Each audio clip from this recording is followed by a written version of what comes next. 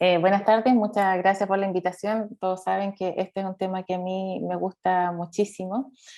Los problemas que tenemos, principalmente ya lo han hablado previamente, y es básicamente que la mayoría de los niños que vienen con el antecedente de dilatación del tracto urinario van a hacer una cosa banal, transitoria y fisiológica.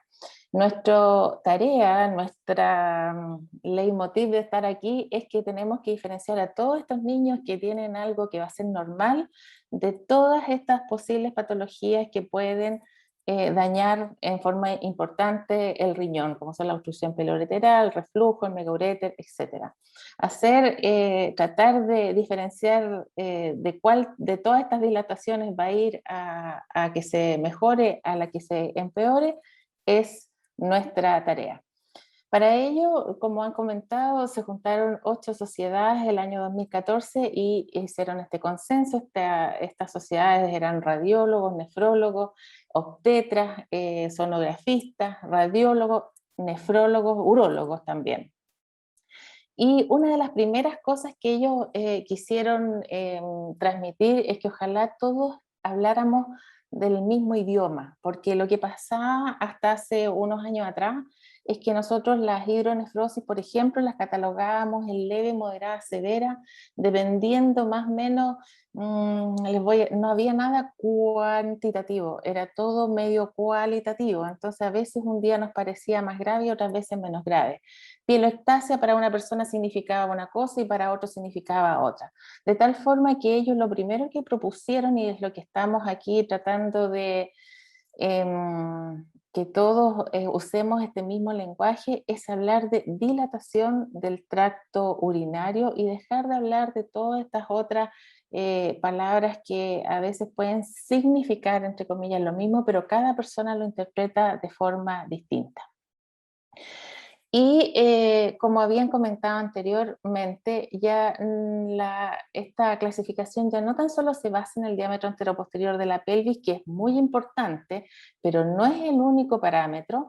También aquí evaluamos si hay o no dilatación calicilar, con distinciones si están dilatados los cálices centrales de los periféricos, cómo está el grosor del parénquima renal, si está normal o disminuido, el aspecto del parénquima, si la ecogenicidad está normal o si hay pérdida en la diferenciación córtico-medular, si es que está o no dilatado el uréter y si es que hay anomalías de la vejiga. ¿Cuándo debemos hacer la ecografía postnatal del niño que trae el antecedente prenatal? Este es un ejemplo de un niño que tiene un día de vida, que tiene antecedentes de dilatación del tracto urinario en la eco prenatal, y si se fijan está totalmente normal, y a los 15 días esto cambia dramáticamente con una dilatación importante de los cálices y de la pelvis renal. Este grado de hidronefrosis siempre puede estar subestimado en los primeros días por por varias razones, pero básicamente es la deshidratación y el bajo velocidad de filtración glomerular. Entonces, lo que ellos recomiendan es que uno debería posponer al menos 48 horas para realizar la primera ecografía. En quienes es una excepción y le vamos a hacer una ecografía el mismo día que nacen, aquellos niños que traen oligoamnios, porque estamos asumiendo que son riñones que no están funcionando bien, valvas de uretra posterior, o aquellos que vienen con diagnóstico de alto grado de dilatación bilateral.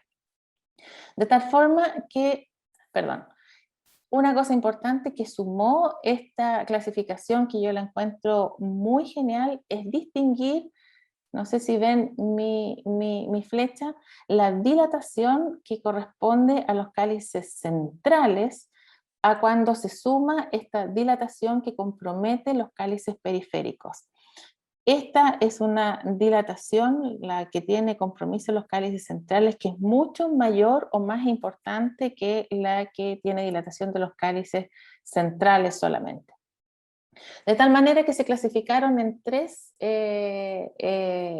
riesgos: los de bajo riesgo, intermedio y alto riesgo, que ya lo hemos visto varias veces, pero para repetirles un poquitito para que quede claro. Los niños que tienen un diámetro anteroposterior de la pelvis entre 10 y 15, con solamente dilatación de los cálices centrales, se catalogaron como riesgo bajo.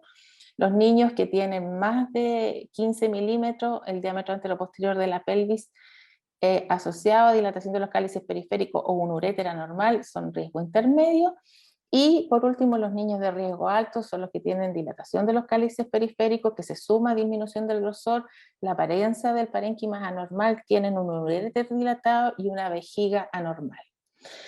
Lo mejor es darles ejemplos para que entendamos todo lo que estamos viendo. Esta es una dilatación de bajo riesgo.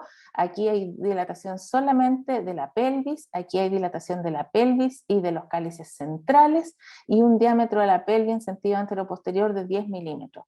Dicho aquí, mostrarles que la pelvis se mide en el diámetro mayor que tenga la pelvis, pero que esté rodeado de parénquima. Uno no debe medir fuera la pelvis, aun cuando tenga una pelvis que salga fuera del riñón y esté más dilatada. La que vale para esta clasificación es la mayor diámetro de la pelvis que esté rodeado de parénquima. Esto es una dilatación de riesgo intermedio. Si se fijan, esto se ve un poquito parecida a la anterior, pero se suma a que tiene aquí un cáliz periférico dilatado. Este es un cáliz periférico dilatado. Aquí en sentido antero-posterior, si se fijan, esta es una pelvis que es bastante ancha fuera del parénquima, pero la medida está aquí dentro del parénquima y es de 18 milímetros, y se suma además que tiene dilatado un uréter. Esto es un riesgo intermedio. Y por último, el riesgo alto son los riñones que tienen como este disminución del grosor del parénquima, dilatación de los cálices periféricos, deformación de los cálices periféricos como en este caso, y en este caso se asocia a una vejiga con paredes gruesas y esto correspondía a valvas de uretra posterior. De tal forma que en sus informes que ustedes reciban de los radiólogos o a los radiólogos que nos están escuchando, siempre debemos poner en nuestros informes estos 6 elementos. Debemos decirles cuál es el diámetro de la pelvis, cuál es, si es que están dilatados los cálices centrales y periféricos, cómo está el grosor del parénquima, la apariencia ecogénesis del parénquima, el uréter y la vejiga, de tal forma de poder clasificar adecuadamente a los niños que traen esta dilatación antenatal. Eso es lo que yo les quería contar en cuanto a radiología.